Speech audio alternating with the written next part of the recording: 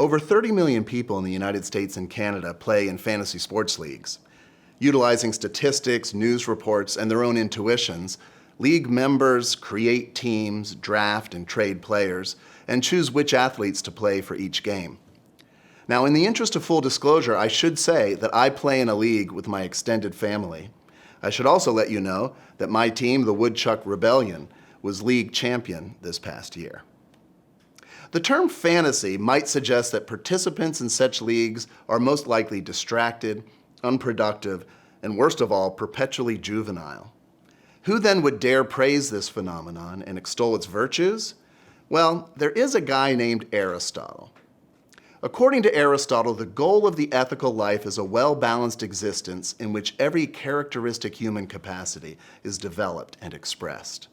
Any goal-directed rational activity that is compatible with virtue can contribute to flourishing, and the research, strategy, prediction, management, socializing, and negotiation required of fantasy competitors can significantly develop diverse intellectual capabilities. Of all of the aspects of human flourishing, the most important to Aristotle is virtue.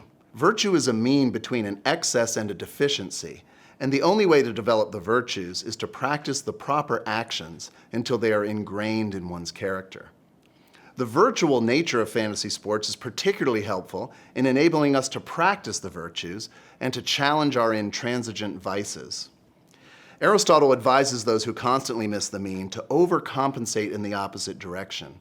For instance, a risk-averse person should take extra risks so that over time his emotions and desires comport with appropriate risk-taking.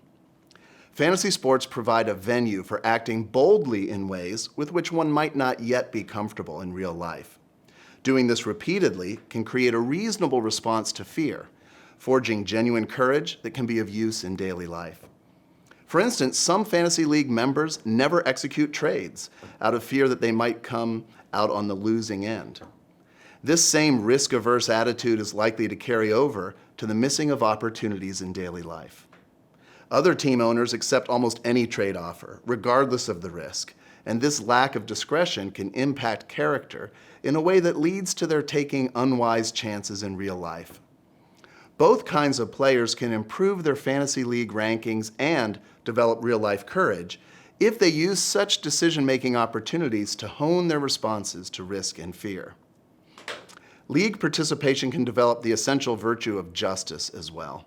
Communal decisions have to be made regarding waiver wire pickups, deadbeat teams, scoring policies, and the fairness of trades.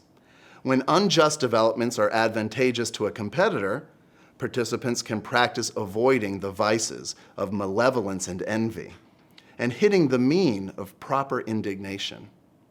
The virtuous person can also practice a particularly challenging set of emotional responses called by Aristotle poetic justice, rejoicing in the deserved good or bad experiences of others, and feeling pain when such things are undeserved.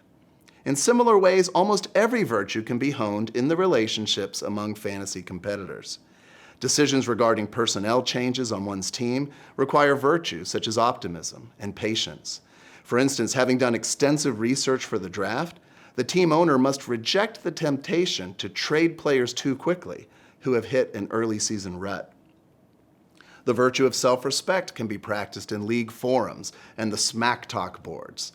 The self-respectful person avoids the vice of excess, which is vanity, as well as the vice of deficiency, which is false humility.